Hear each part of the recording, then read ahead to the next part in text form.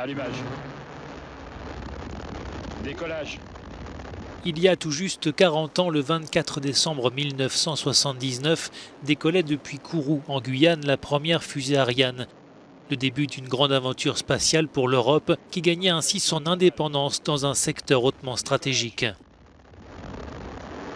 40 ans après, le bilan est flatteur, 250 lancements, 451 satellites mis en orbite dans l'espace, des satellites qui jouent plus que jamais un rôle central dans nos vies quotidiennes pour communiquer, regarder la télévision, nous géolocaliser, essentiels aussi en matière de sécurité, de défense ou d'observation et d'analyse scientifique de la planète.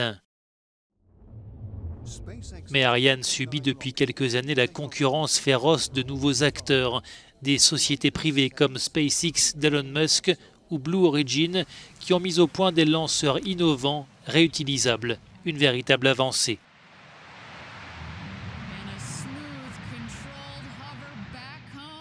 Autre difficulté pour Ariane et plus globalement pour le programme spatial européen, l'écrasante domination financière de la NASA, l'agence spatiale américaine, avec une montée en puissance de la Chine.